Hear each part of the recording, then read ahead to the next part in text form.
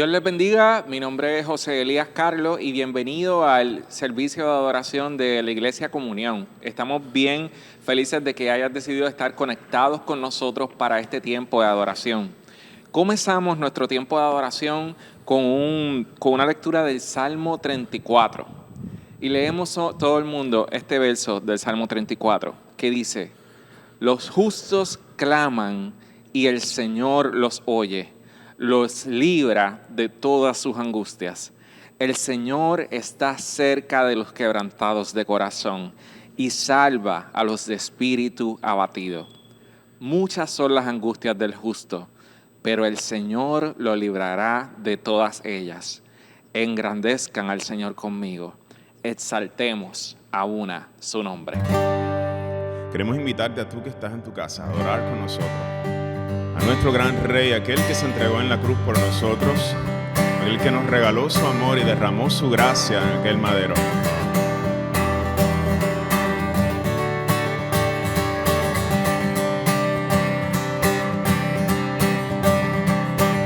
Quien rompe el poder del pecado, su amor es fuerte y poderoso, el Rey de gloria, el Rey de majestad.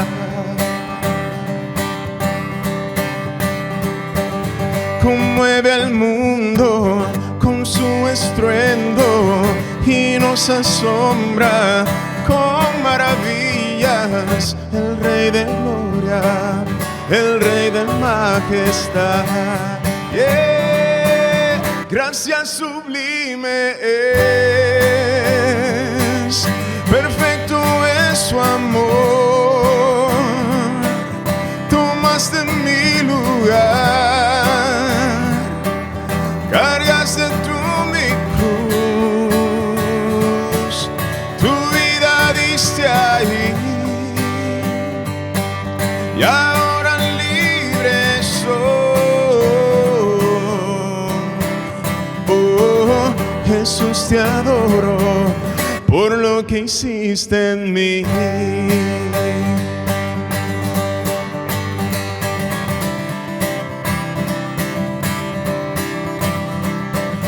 Pusiste en orden todo el caos, nos adoptaste como tus hijos, el Rey de gloria, el Rey de majestad.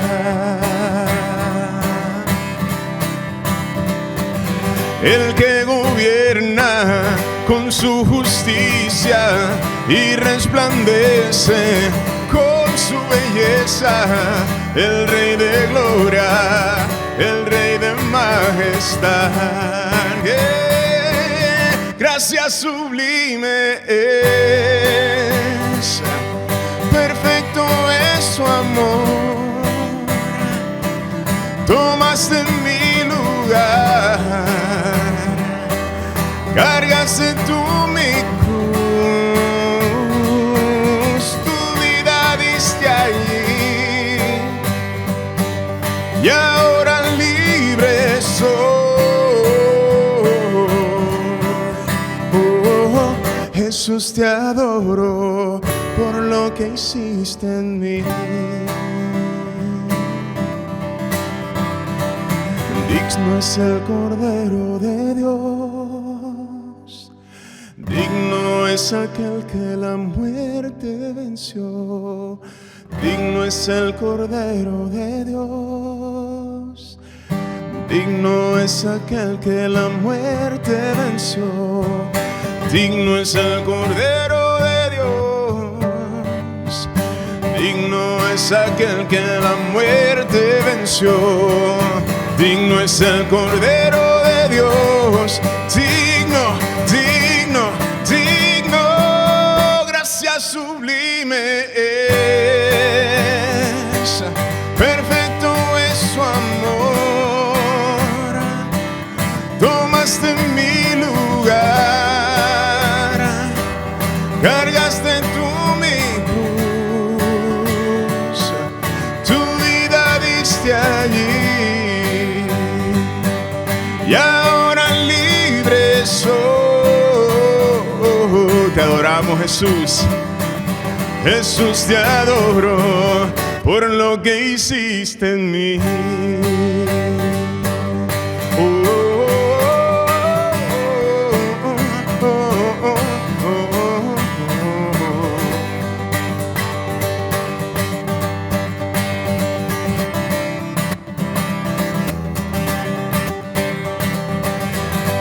Amén, te adoramos, Señor, por lo que has hecho en nuestras vidas.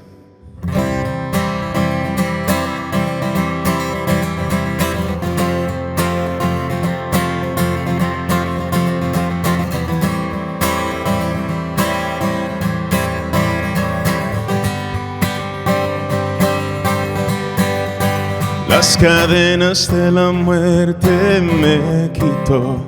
Para mí ya no hay condenación, hay libertad. Libertad. Siendo esclavo del pecado me libró. En la cruz compró mi redención y libertad. Libertad. Rompió mis cadenas, me dio vida nueva y al fondo del mar echó mi maldad. Lavó mis pecados y me ha perdonado. Solo en el nombre de Jesús hay libertad. Tenemos libertad en Jesucristo, nuestro Salvador. Yo proclamo que en la cruz por mí murió y cambió mi duro corazón por libertad. Libertad. El poder de su evangelio me salvó y no me avergüenzo del Señor, mi libertad. Libertad. Rompió mis cadenas, me dio vida nueva y al fondo del mar echó mi maldad. Lavó mis pecados y me ha perdonado. Solo en el nombre de Jesús hay libertad.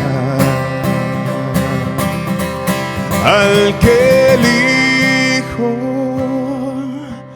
hace libre, es libre en verdad. Al que elijo hace libre, es libre en verdad. Al que elijo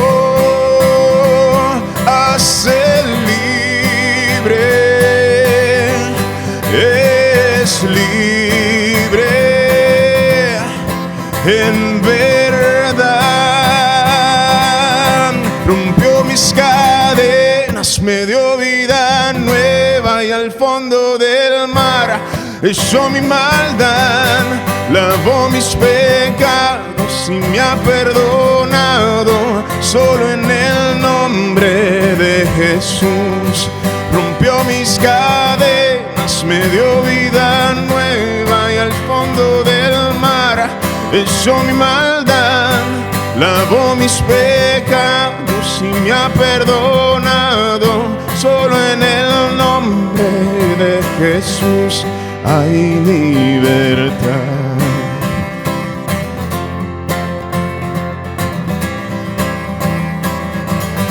Hay libertad.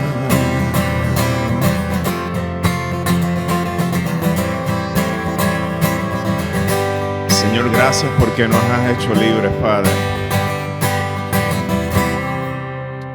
Amén, amén. Nos regocijamos en esta libertad, Señor, que nos has dado.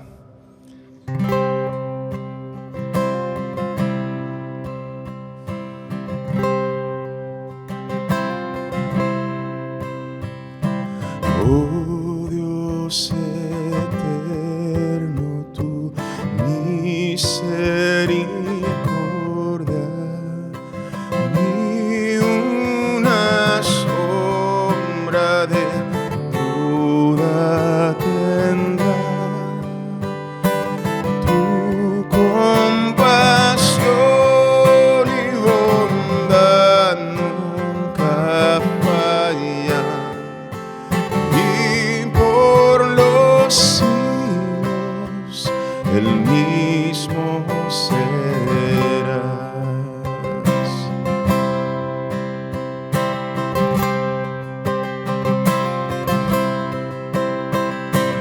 La noche oscura, el sol y la luna, las estaciones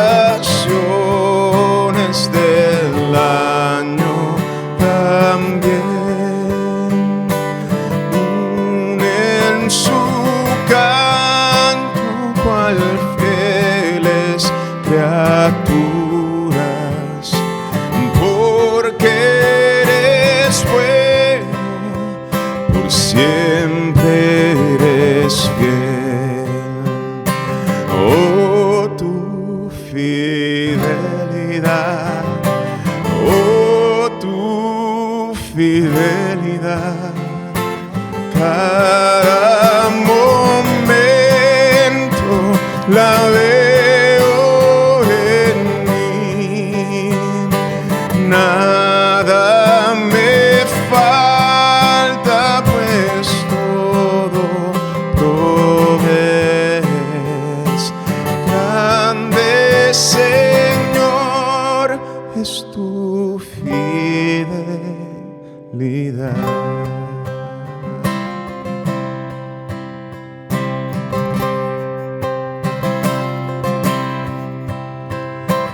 Tú me perdonas, me impartes el gozo, tierno me guías por sendas de paz, y eres mi fuerza, mi fe, mi reposo.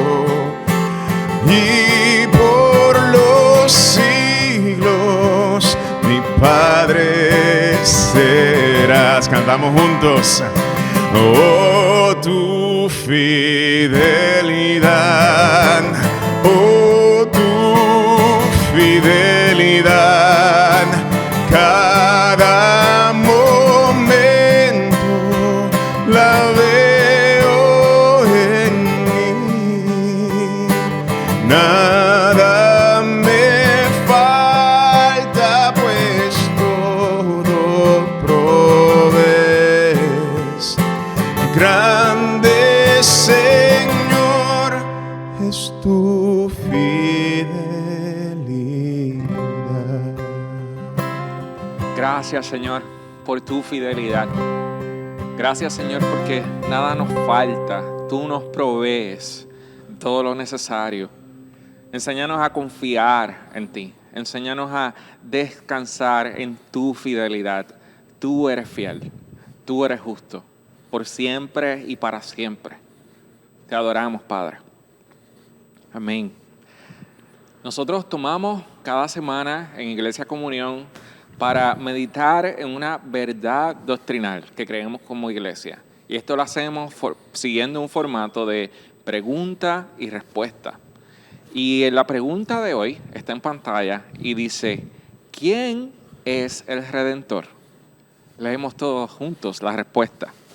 El único Redentor es el Señor Jesucristo, el Hijo eterno de Dios, en quien Dios se hizo hombre y cargó con la culpa del pecado sobre sí mismo. Primera de Timoteo, capítulo 2, verso 5, dice que hay un solo Dios y mediador entre Dios y los hombres, Jesucristo hombre. Él es nuestro Redentor. Y porque nos acercamos a este Redentor, reconociendo que si alguien nos va a redimir, si alguien nos va a hacer algo para liberarnos de nuestro mal, de nuestro pecado, es porque hay pecado en nosotros. Así que tomamos este momento para hacer una oración de arrepentimiento en la que reconocemos que hay algo en nosotros que necesita de este Redentor. Leemos juntos. Padre amoroso, nos creaste para adorarte y para encontrar en ti la fuente de nuestra alegría y felicidad. Sin embargo, nosotros decidimos buscar felicidad en otros lugares. Preferimos nuestros placeres terrenales, como el consumismo, la lascivia, el orgullo, la ambición laboral, y colocamos en ellos nuestra esperanza. Perdónanos, Dios, en el nombre de Jesús, quien tomó nuestro lugar en la cruz, y que tu Espíritu Santo nos vuelva a ti y nos capacite para hallar en ti todo el gozo, la alegría y felicidad que nuestra vida necesita. Por Jesús oramos. Amén. Confesamos nuestro pecado al Señor. Y así como confesamos nuestros pecados al Señor, reconocemos que hay perdón para nosotros. Y porque hay perdón para nosotros, quiero que leas lo que tiene que decirnos la palabra de Dios en Miqueas capítulo 7, verso 8. ¿Qué Dios hay como tú que perdone la maldad y pase por alto el delito del remanente de su pueblo? No siempre estarás airado, porque tu mayor placer es amar. El Señor no siempre estará airado. El Señor ha dado una solución para nuestro pecado y está en la obra de Cristo. En el nombre de Jesucristo, tus pecados y los míos son perdonados. Así que cantamos todos juntos ahora la doxología.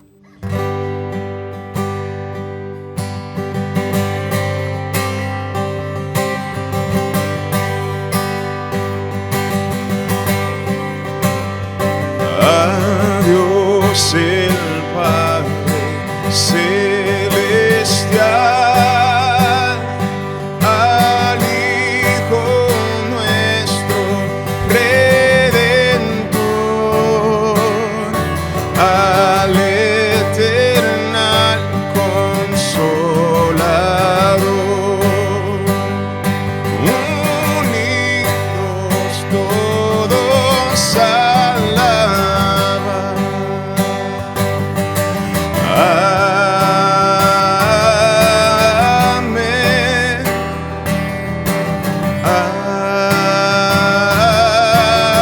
Amén.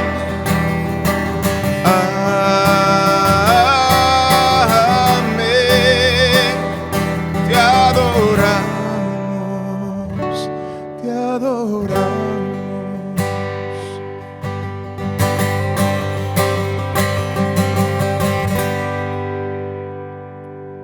Oremos juntos ahora. Dios, te pedimos por nuestro país. Venimos de un tiempo eleccionario que ha sido fuerte y aún continúa mucha de la controversia de esto. Te pedimos que tú nos des paz en medio de este tiempo, Dios. En medio de la ansiedad que provocan todas las noticias, que podamos tener un tiempo para estar en tu presencia y descansar en que tú sigues estando en control de todo. Te pedimos por la epidemia del coronavirus, Señor. Te pedimos que pronto esto pueda ser atendido, que los casos no sigan creciendo, Señor. Te pedimos por la salud de nosotros y de nuestros familiares, Señor. Te pedimos, Señor, por nuestro pueblo, en este caso de la Iglesia Comunión en Caguas, Señor. Por los pobres, Señor, por la gente que de alguna forma ha perdido su trabajo en este tiempo, por la gente que se la está viendo mal en este tiempo. Te pedimos que tú les suplas, Señor, y que tú nos des visión a nosotros como iglesia para poder ser tus manos y tus pies, Señor, y suplir necesidades, Señor. En este momento nos preparamos para escuchar tu palabra en labios de nuestro pastor Juan José Coto. Te pedimos, Señor, que tu palabra, Señor, sea predicada con denuedo, que Jesús sea enaltecido, que tu evangelio sea predicado, Señor. prepara nuestros corazones para escuchar tu palabra y llevarla a cabo. En el nombre de Jesús, oramos. Amén. Ahora vamos a tener la lectura de la palabra. Y la lectura de hoy viene de la carta de Filemón. Leemos desde el verso 1 al 25, toda la carta de Filemón. Y dice: Pablo, prisionero de Jesucristo, y el hermano de Timoteo, a ti, querido Filemón, compañero de trabajo, a la hermana Apia, a Arquipo, nuestro compañero de lucha, y a la iglesia que se reúne en tu casa. Que Dios nuestro Padre y el Señor Jesucristo les concedan gracia y paz. Siempre doy gracias a mi Dios al recordarte en mis oraciones, porque tengo noticias de tu amor y tu fidelidad hacia el Señor Jesús y hacia todos los creyentes. Pido a Jesús, a Dios, que el compañerismo que brota de tu fe sea eficaz para la causa de Cristo mediante el reconocimiento de todo lo bueno que compartimos. Hermano, tu amor me ha alegrado y animado mucho porque has reconfortado el corazón de los santos. Por eso, aunque en Jesucristo tengo la franqueza suficiente para ordenarte lo que debes hacer, prefiero rogártelo en nombre del amor. Yo, Pablo, ya anciano y ahora, además prisionero de Cristo Jesús, suplico por mi hijo Onésimo, quien llegó a ser hijo mío mientras yo estaba preso. En otro tiempo te era inútil, pero ahora nos es útil tanto a ti como a mí. Te lo envío de vuelta, y con él va mi propio corazón. Yo hubiera querido retenerlo para que me sirviera en tu lugar mientras estoy preso por causa del Evangelio. Sin embargo, no he querido hacer nada sin tu consentimiento, para que tu favor no sea por obligación, sino espontáneo. Tal vez por eso Onésimo se alejó de ti por algún tiempo, para que ahora lo recibas para siempre, ya no como esclavo, sino como algo mejor, como un hermano querido, muy especial para mí, pero mucho más para ti, como persona y como hermano en el Señor. De modo que, si me tienes por compañero, recíbelo como a mí mismo.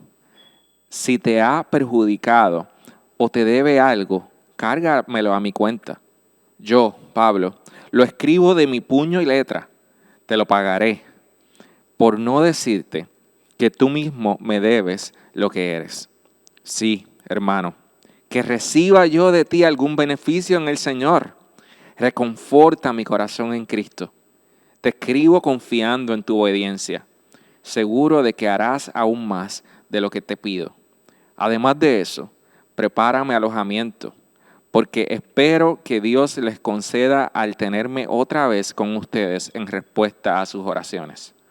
Te mandan saludos Epafras, mi compañero de cárcel en Cristo Jesús, y también Marcos, Aristarco, Demas y Lucas, mis compañeros de trabajo. Que la gracia del Señor Jesucristo sea con su espíritu. Amén. Palabra del Señor.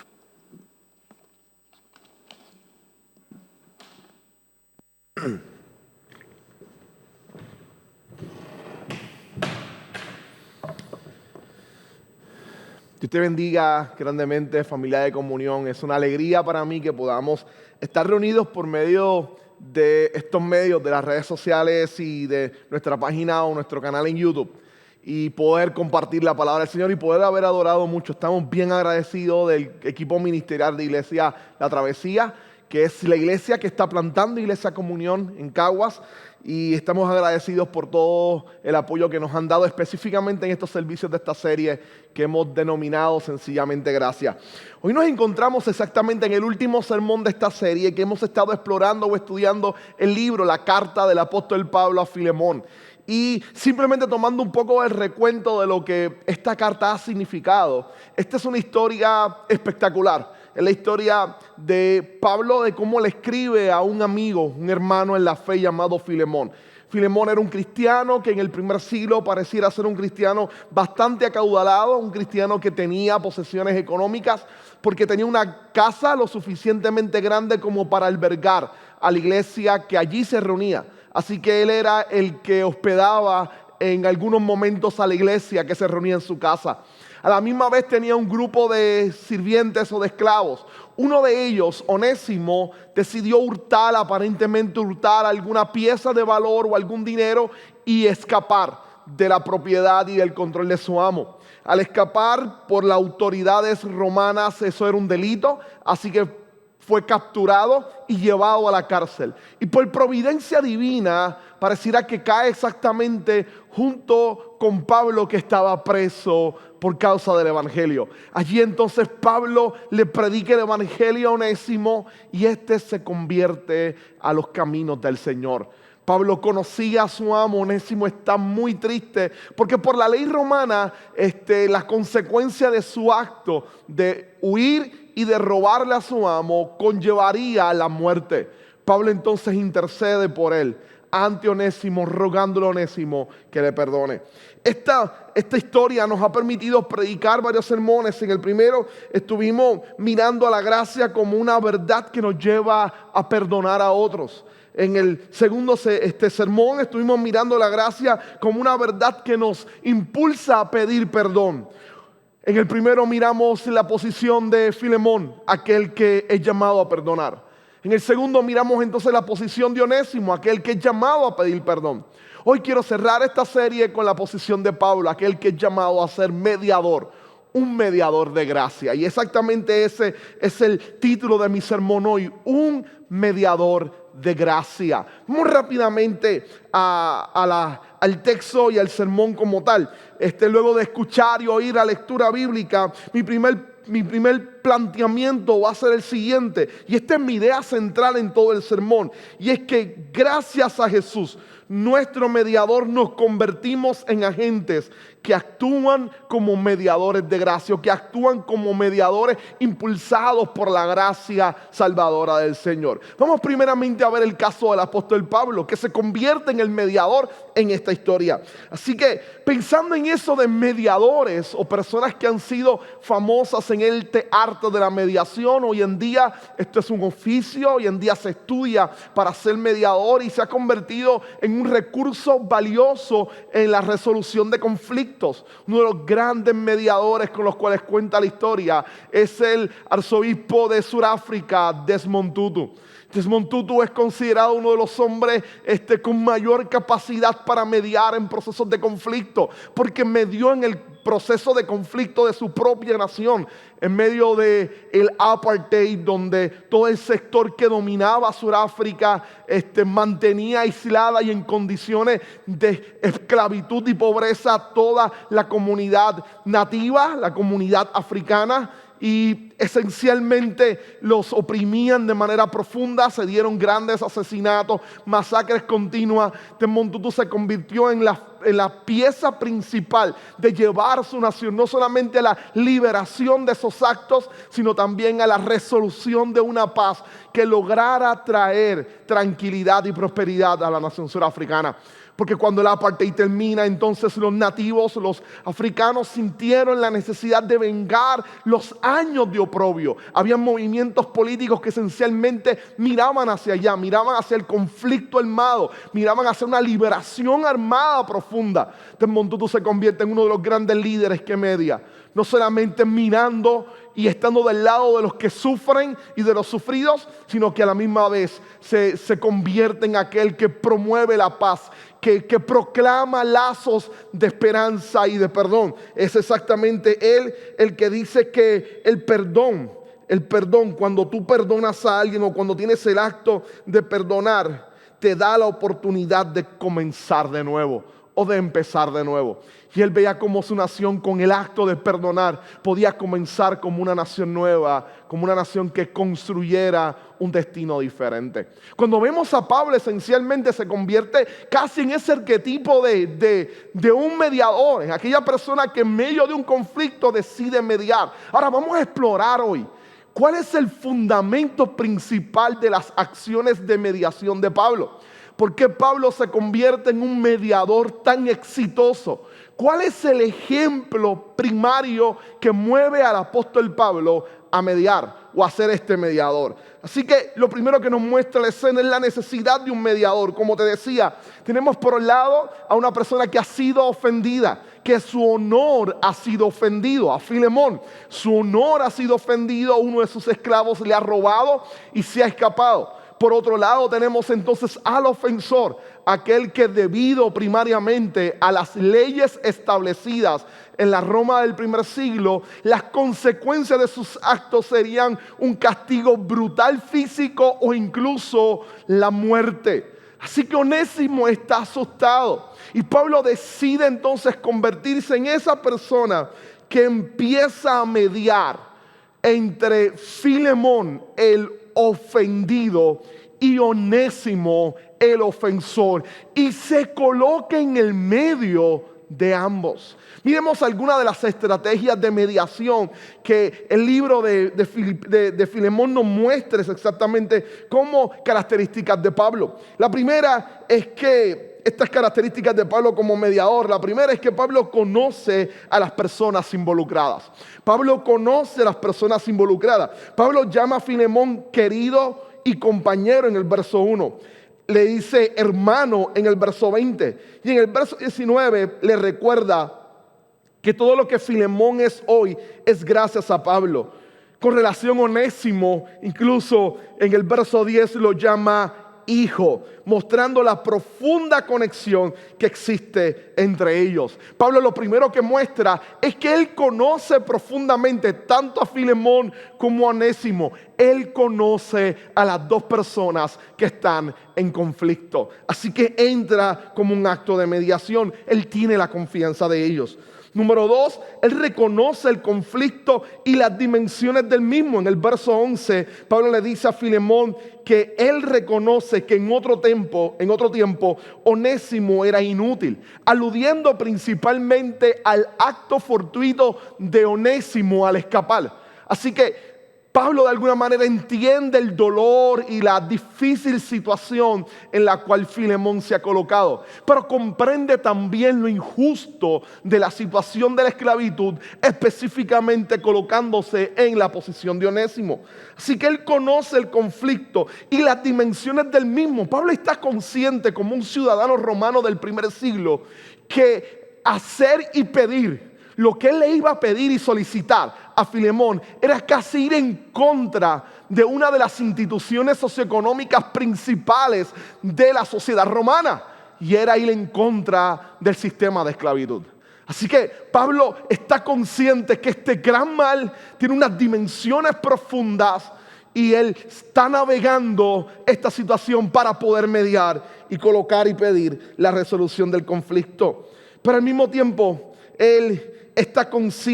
Pablo está consciente del principio reconciliador. No solo conoce a las personas involucradas, no solo reconoce el conflicto y sus dimensiones, sino que también está consciente del principio reconciliador. Pablo reconoce la influencia que tiene sobre Filemón. Sabe que Filemón lo ve como el pastor que le proclamó a Cristo, que le enseñó a Cristo. Pero Pablo no quiere utilizar esa influencia de líder para obligar a Filemón a hacer algo que no nazca de su corazón. Así que Pablo decide apelar al amor. En los versos 8 y 9 le dice: yo puedo pedírtelo, pero deseo que salga espontáneamente de ti, que salga como un acto de amor. Así que Pablo llama entonces al amor. El amor se convierte en el principio reconciliador al cual el apóstol Pablo apela. Él va a apelar al amor como un principio reconciliador. Número 4, Pablo actúa como un mediador redentor. Él va a actuar como un mediador redentor, no solamente como un mediador que resuelve conflictos. Pablo es un mediador bien particular, es un mediador redentor. Miren esto, las palabras de los versos 17 al 19 son una de las líneas más bellas del Nuevo Testamento. Pablo dice: si él te debe algo, le dice a Filemón, si él te debe algo, si Onésimo te debe algo, ponlo en mi cuenta. Y es más, Pablo se detiene y le dice, esto te lo voy a escribir de mi propio puño y letra. Si él te debe algo, yo lo pago. Y esta parte es bella, déjame explicarte por qué. En la antigüedad, las personas que escribían cartas en muchas ocasiones, y esta pareciera ser específicamente la situación con Filemón, con la carta que Pablo le envía a Filemón, el autor no era quien escribía la carta, el autor esencialmente la dictaba. Y tenías a un amanuense que era el que se encargaba de escribir la carta. Así que Pablo estaría dictándole la carta a un amanuense, a un amigo que estuviese con él allí, auxiliándole y ayudándole en medio de sus prisiones. Él estaría dictándole la carta y esta persona la estaría escribiendo. Pero Pablo, cuando va a hacer esta solicitud y le dice a Filemón, si Onésimo te debe algo, le quita el papel y la pluma al amanuense y dice, esto te lo voy a escribir con mi propio puño y letra, yo lo pago. Y es como si estuviese firmando, soy yo quien lo digo sin duda, yo voy a pagar todo lo que él te deba. Esto es precioso, esto es sumamente bello, esto es bien poderoso. Entonces, luego le pide a Filemón que reciba a Onésimo como si fuera él mismo. Pablo se está colocando en la posición de Onésimo y está dispuesto a pagar toda la deuda de Onésimo a Filemón. Toda su deuda. Lo firma colocando su propia iniciativa en el papel. Entonces, Onésimo ahora mismo sería entonces recibido como un hermano para Filemón. Ahora la pregunta es, ¿de dónde Pablo saca estas 4 características? ¿De dónde Pablo saca esta manera de ser mediador? ¿De dónde Pablo saca esta manera de resolver conflictos? Esta forma de resolver esta difícil situación en la cual se enfrenta. ¿De dónde él la saca? Como es el caso de Filemón y lo vimos, como fue el caso de Onésimo, Pablo apunta al Evangelio. Es la vida de Jesús y su acto de salvación como mediador entre Dios y los hombres, el modelo fundamental de mediación que mueve al apóstol Pablo a actuar de la forma en que él ha actuado. Déjame simplemente enseñártelo, quiero que lo veas hoy. Así que bien pendiente, si tienes algo por ahí para anotar, puedes hacerlo. Quiero que estés bien pendiente a esto. Te decía que algunas de las características principales de mediación de Pablo fueron que él conocía a las personas involucradas, conocía tanto a Onésimo como a Filemón. Él reconoce el conflicto y las dimensiones del mismo, a lo que estaba atacando a todo el sistema de esclavitud y lo que implicaba inclusive la falta al honor de Filemón. Pablo también está consciente del principio reconciliador que debe ser el amor y él actúa como un mediador redentor. Él decide pagar toda la deuda que Onésimo tenía. Jesús actúa exactamente igual y por eso es que Pablo está copiando el modelo de Jesús. Pablo está mirando a Jesús y la manera en cómo Jesús actúa exactamente con nosotros. Vamos a verlo. Primero, Jesús conoce las personas involucradas en el conflicto más importante y más serio de la humanidad y de nuestra sociedad. El conflicto entre Dios y nosotros, los seres humanos que nos hemos rebelado en contra de Él. Nosotros los que hemos decidido vivir nuestra vida a nuestra imagen, a nuestra semejanza, en vez de vivir la vida a la imagen y semejanza de Dios. Hemos decidido construir y ser los constructores de nuestro propio destino. Y en medio del trabajo de construir nuestro propio destino, hemos dañado a otros, hemos herido a otros. El pecado se ha levantado, nuestra rebelión se ha levantado y ha terminado inclusive hiriéndonos a nosotros mismos. El pecado es algo serio. Pero Jesús conoce las dos personas en el conflicto. Conoce al Dios Santo que ha sido ofendido por nuestra rebelión. Pero también nos conoce a nosotros, los ofensores, que necesitan desesperadamente un mediador de gracia. Un mediador que por gracia les ayude y les salve en su relación con el Dios creador. En esto déjame simplemente leer dos aspectos importantísimos de la confesión de fe de Westminster que dice algo genial. ¿Por qué Jesús puede ser el mediador perfecto? ¿Por qué es el mediador perfecto? ¿Cómo Jesús mismo muestra que conoce a las personas involucradas en el conflicto? Por la naturaleza propia de Jesús. Y es que Jesús es el Dios hecho hombre. Es el Dios hombre. Es el que conoce a Dios porque es igual a Dios. Pero es el que conoce a los hombres porque es 100% hombre. La naturaleza propia de Jesús, el que es 100% Dios y 100% hombre, lo hace capaz al conocer los dos personas en conflicto, lo convierte en el mediador perfecto para poder lidiar en medio de esta dificultad. La confesión de fe de Westminster se pregunta por qué el mediador tenía que ser Dios. Y escuche la respuesta. Hubo necesidad del que el mediador fuese Dios para que sostener y guardar la naturaleza humana de sucumbir bajo la ira infinita de Dios. Lo hizo para protegernos, para que la ira de Dios no nos desapareciera o no nos acabara. Y bajo el poder de la muerte, para darles dignidad y eficacia a sus sufrimientos, obediencia e intercesión, y para satisfacer así la justicia de Dios. Son palabras bellas. Ahora, la confesión también se pregunta por qué el mediador tenía que ser humano.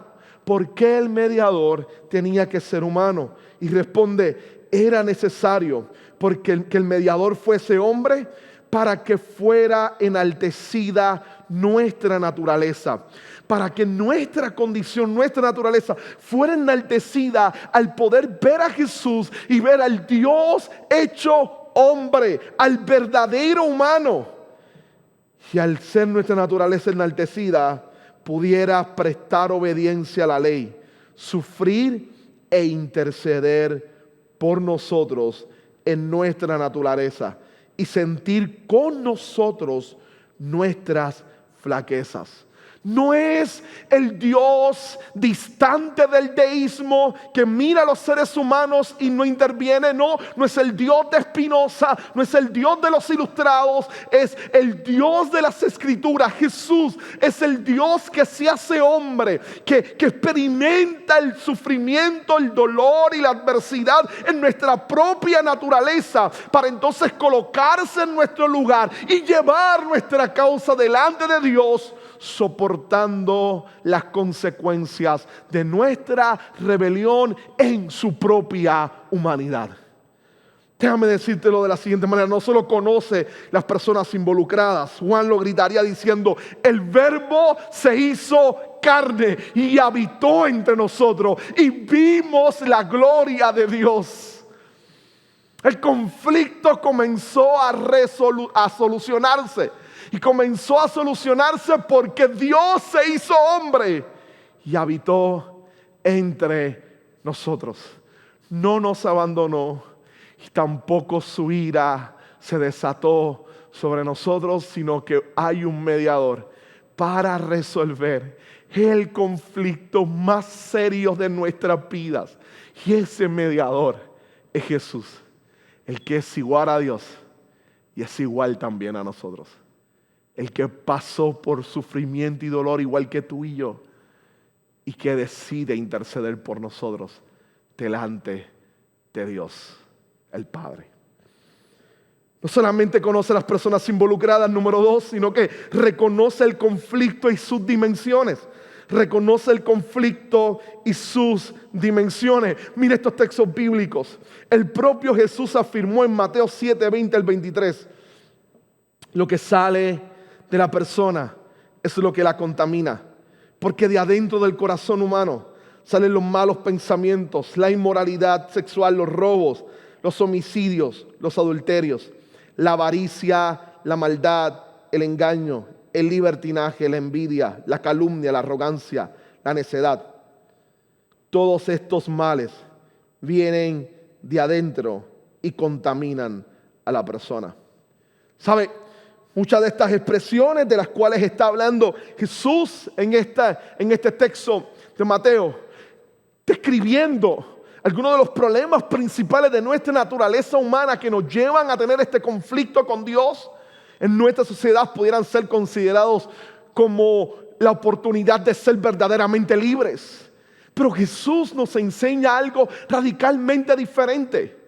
Y es que tal vez eso que llamamos libertad no es otra cosa que esclavitud disfrazada. Esclavitud disfrazada. Mira las palabras de Jesús en Juan 8:34. Ciertamente les aseguro que todo el que peca es esclavo del pecado, respondió Jesús. Nuestro pecado, nuestra rebelión, esa lista que Jesús presenta ahí, son actos que nos esclavizan, que nos dañan. Si no tomamos en serio esta realidad, no vamos a poder identificar aquello que está dentro de nosotros produciendo deterioro, dañándonos, destruyéndonos poco a poco. Es como si cargáramos dentro de nosotros con una bomba a punto de estallar, o como si cargáramos dentro de nosotros con un virus que puede desatarse y acabar completamente con nuestra vida. El pecado poco a poco nos va destruyendo, poco a poco nos va corrompiendo, poco a poco nos va deteriorando y eliminando. Jesús reconoce el conflicto y reconoce sus dimensiones. Él sabe que el pecado está golpeando a la sociedad humana, destruyéndola, acabándola. Número 3, al igual que Pablo, que lo que Pablo presenta y donde Pablo saca la idea, Jesús está consciente del principio reconciliador. Jesús entiende que el amor es la fuerza que salva y detiene el pecado.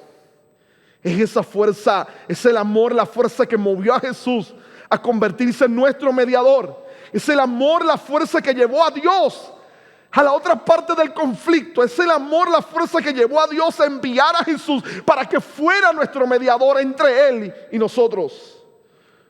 Juan 3:16. De tal manera amó Dios al mundo que envió a su Hijo. Es el acto de enviar al mediador por amor, el principio reconciliador para Jesús. Es el amor. Ese es el principio reconciliador. Número 4. Al igual que lo que Pablo hace en la carta de Filemón, Jesús actúa como un mediador redentor. Jesús actúa como el mediador redentor. Como el mediador redentor. De donde Pablo saca la idea de ponerse en el medio, de decirle a Filemón: lo que Onésimo te deba, yo lo pago y lo escribo con mi propio puño y letra. Lo saca de los evangelios. Es mirando a Jesús en la cruz, tomando toda nuestra rebelión y pecado, toda nuestra desobediencia, y diciéndole al Padre: todo lo que ellos te deben, yo lo voy a pagar con mi sangre. Jesús tal vez no pudo decir: te lo escribo de mi propio puño y letra, porque sus manos estaban sujetas en la cruz con clavos, su sangre se estaba virtiendo, pero sus palabras eran casi la declaración final que ponía un fin a nuestra deuda.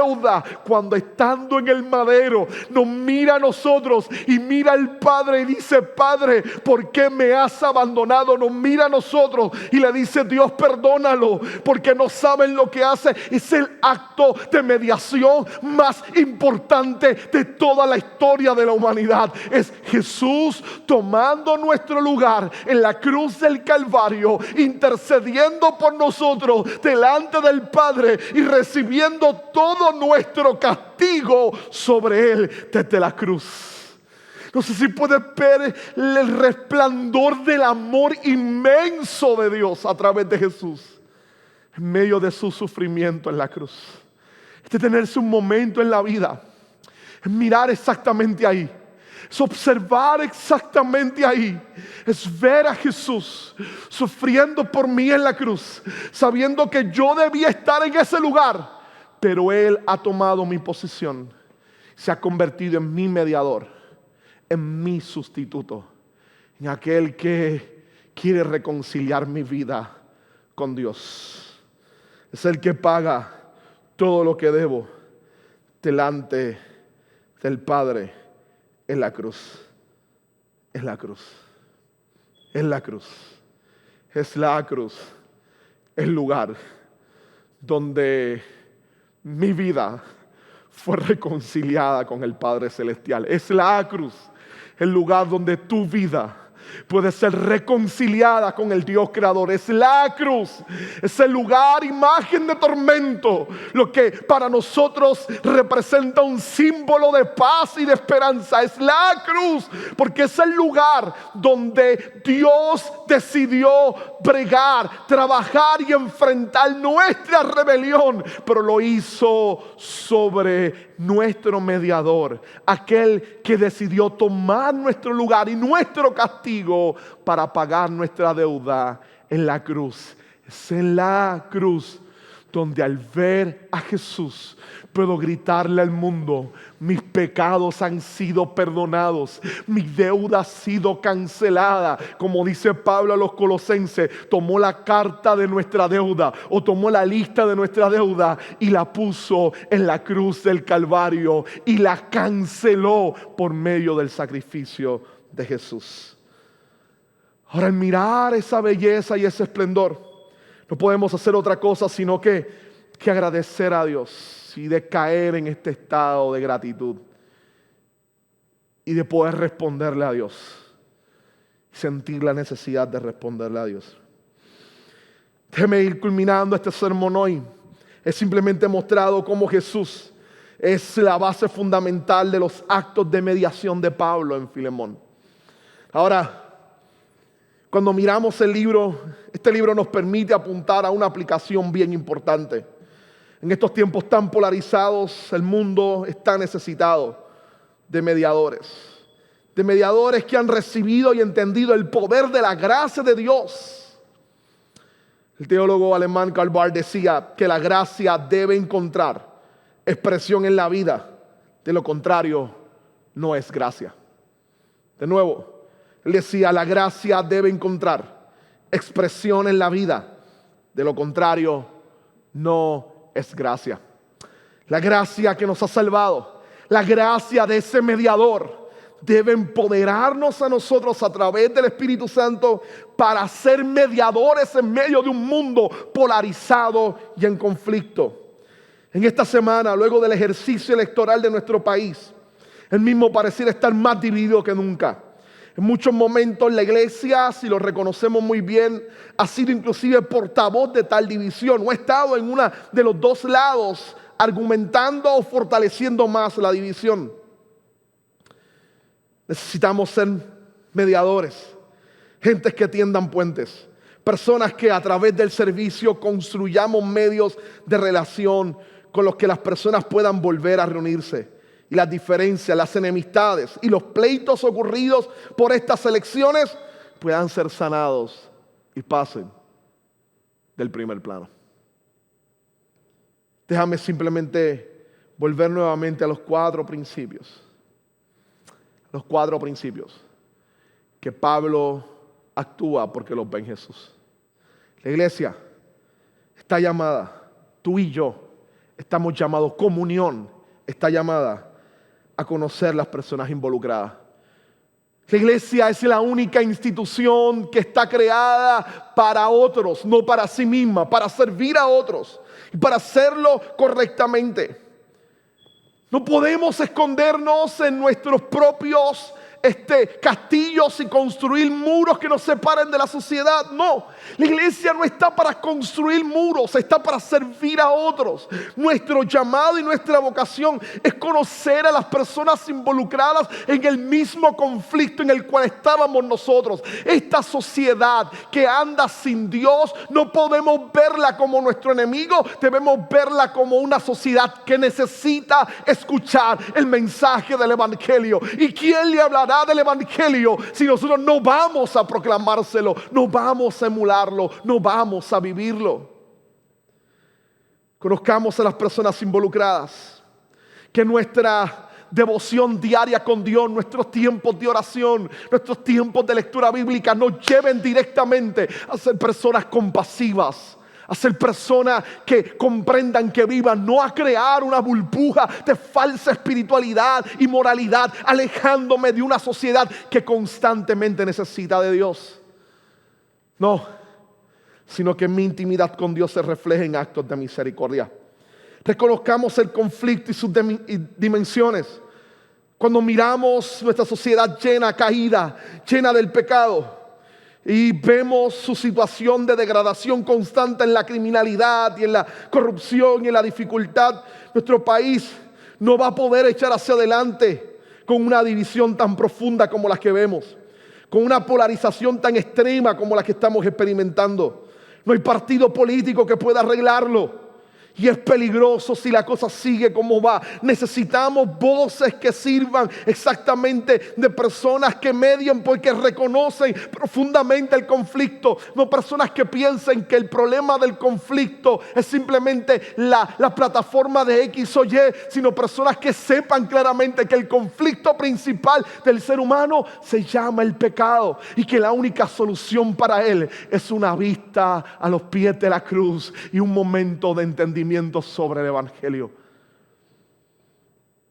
Que estemos conscientes del principio reconciliador. Como Pablo, como Jesús, hay un llamado a que si algo nos distinga, no sea la ambición. No sea la ambición al poder, no sea la ambición al dinero, no sea la ambición a tener la razón. No debe ser la ambición, debe ser el amor. El amor a nuestros vecinos, el amor a nuestros enemigos, el amor a esta sociedad. Si algo debe caracterizar a la iglesia y a todo creyente, debe ser el amor a esta sociedad. Porque Jesús amó a los pecadores de tal manera que se dio a sí mismo en la cruz del Calvario. Nuestro amor debe ser un amor sin compromiso, un amor radical, un amor que no espera nada a cambio, un amor que ama al ver que esta sociedad está hecha a la imagen de Dios y necesita desesperadamente el anuncio del Evangelio. Debemos ser gente y agentes de reconciliación, no de división. Personas que vivan todo el tiempo con el principio del amor. Dios llama a la iglesia a que pueda demostrar la profundidad de su fe en actos concretos de amor en medio de esta sociedad. Y por último, actuemos como mediadores que muestran al Redentor. Esta semana, en estos días, Iglesia Comunión, mientras nos sostenemos por nuestro mediador, que murió por nosotros en la cruz, actuemos como agentes de mediación, como pacificadores, como personas que construyen puentes. Amar a nuestros enemigos no es algo que nos nazca naturalmente, seamos honestos. No me nace natural amar a mis enemigos. Es algo que el Espíritu Santo hace dentro de nosotros constantemente. ¿Qué tal si tomas un momento para orar y pedirle al Señor que el Espíritu de Dios te llene del amor de Dios, de tal manera que te ayude a amar inclusive a tus enemigos, a ellos en especial? Y que esta semana desees ser un mediador, uno que tienda puentes, uno que tienda lazos. Como iglesia, seamos una iglesia de servicio, que promueva y que proclame el amor del Evangelio a través de nuestros actos de mediación. Nuestro país ahora más que nunca necesita una iglesia como Cristo, una iglesia como Pablo, una iglesia que medie en medio del conflicto y de la polarización y que lo haga con un mensaje de amor, de servicio y esperanza, con el mensaje del Evangelio. Padre, gracias por esta palabra. Gracias por la carta a Filemón y el tiempo que hemos estado mirando el poder de la gracia. Te pido que nos capacites y nos empoderes todos los días para vivir de la manera en que tú deseas. Ponemos todo esto en tus manos y te solicitamos que nos capacites día a día para ser dignos representantes tuyos. Ayúdanos a poder vivir en la gracia del Señor. Te lo pedimos en el nombre de Jesús. Amén. Si nos estás escuchando en este momento por primera vez o no estás escuchando y no le has entregado tu vida al Señor, ¿qué tal si ahí reflexionas? Tú necesitas a un mediador y ese mediador es Jesús. Te invito a que hagas de ti la oración de arrepentimiento, que le pidas al Señor que perdone tus pecados y que aceptes la intervención de ese mediador como tu Señor, como tu Salvador. Tu principal conflicto no es con tus padres, ni con tus compañeros de trabajo, ni con tus vecinos. Tu principal conflicto es con Dios. Y hay alguien que por amor ha decidido resolverlo. Así que mediten estas palabras mientras escuchamos ese hermoso himno al Señor.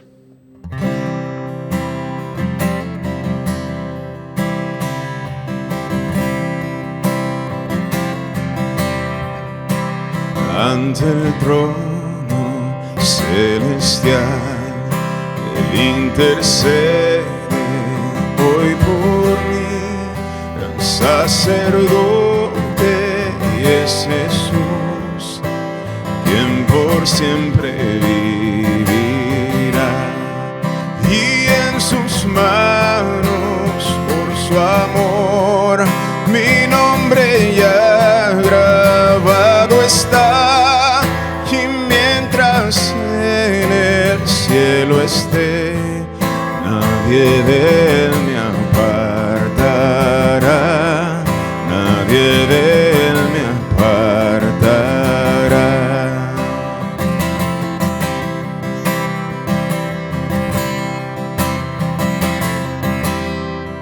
Cuando he caído en mi tentación de sentir condenación, al ver al cielo encontraré al inocente quien murió, y por su muerte el Salvador ya mi pecado perdonó, pues Dios el justo aceptó su sacrificio hecho por mí, su sacrificio hecho por mí.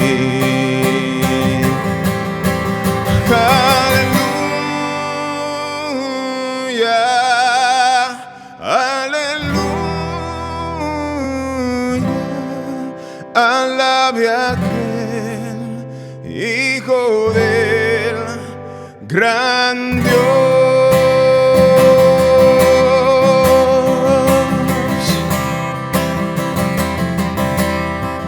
Y aquí el Cordero Redentor, quien al morir resucitó, el inmutable gran yo soy, el Rey de gloria y majestad, y unido a él no moriré, pues con su sangre me compró, mi vida escondida está en Cristo Dios mi Salvador,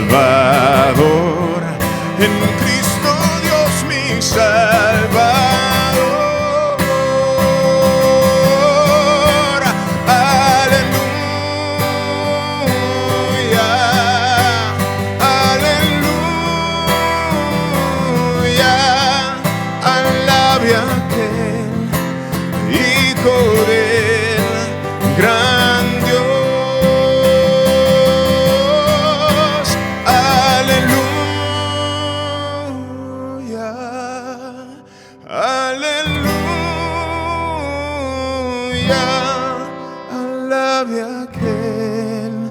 Hijo del gran Dios,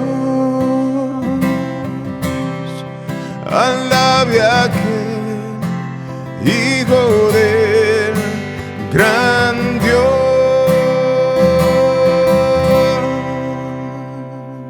Qué bueno bueno ha podido ser adorar al Señor y disfrutar familia de comunión. De nuevo estamos agradecidos con nuestros hermanos del equipo ministerial de La Travesía por estar con nosotros y querer compartir con nosotros en esta serie, en el proceso de adoración. De nuevo, La Travesía es nuestra iglesia que está plantando Iglesia Comunión, nuestra iglesia madre, y es la iglesia que está tomando los esfuerzos y que me está enviando a mí a plantar Iglesia Comunión. Así que estamos bien agradecidos de su respaldo y de su ayuda. Prontamente estaremos anunciando nuestro servicio y específicamente estaremos trayendo la promoción en medio de las redes. Te pedimos que compartas con otras personas nuestro servicio. El próximo va a ser presencial, así que queremos simplemente poder reunirnos y verlos a todos en ese día allí, poder observarnos. Vamos a tomar todas las medidas necesarias, así que de nuevo vas a tener más información por medio de nuestras redes, así que pendiente a Facebook, a nuestro canal en YouTube y a Instagram, que vamos a estar dando más información de esta gran celebración.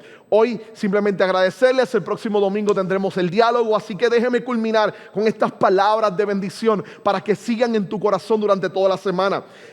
Judas dice en su verso 24: al único Dios nuestro Salvador, que puede guardarlos para que no caigan y establecerlos sin tacha y con gran alegría ante su gloriosa presencia, sea la gloria, la majestad, el dominio y la autoridad por medio de Jesucristo nuestro Señor, antes de todos los siglos, ahora y para siempre. Amén. Que el Señor te bendiga durante toda esta semana. Nos vemos el próximo domingo en nuestro diálogo. Bye. Cantemos.